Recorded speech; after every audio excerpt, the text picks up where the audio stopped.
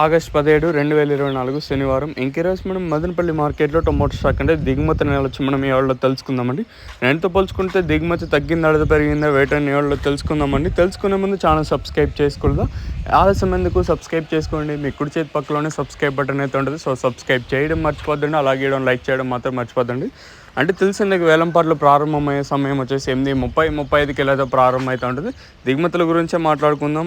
ముందు వర్షం అంటే వర్షం అప్డేట్ అయితే కొంచెం అయితే ఉంది, అది కూడా జస్ట్ వినేయండి. ఇంకా వర్షం అప్డేట్ విషయానికి వస్తే మనకి అర్ధరాత్రి 1:12 ఇంకా మనకి అంటే వర్షం అనేది స్టార్ట్ అయిందండి. అప్పుడు ఇంకా 15-20 నిమిషాల దాకా అయితే మనకు వర్షం అయితే పడుతూ ఉండేది. పడిన కొంతసేపులైనా భారీగానే పడిందండి, ఇదైతే వాస్తవం. ఇంకా దిగుమతుల గురించి మాట్లాడుకోవాల్సి వస్తే మనం పెద్దగా మార్పు అయితే లేదు. సేమ్ నేను షర్ట్లు చాలా తక్కువగానే దిగుమతులు అయితే వచ్చాయి.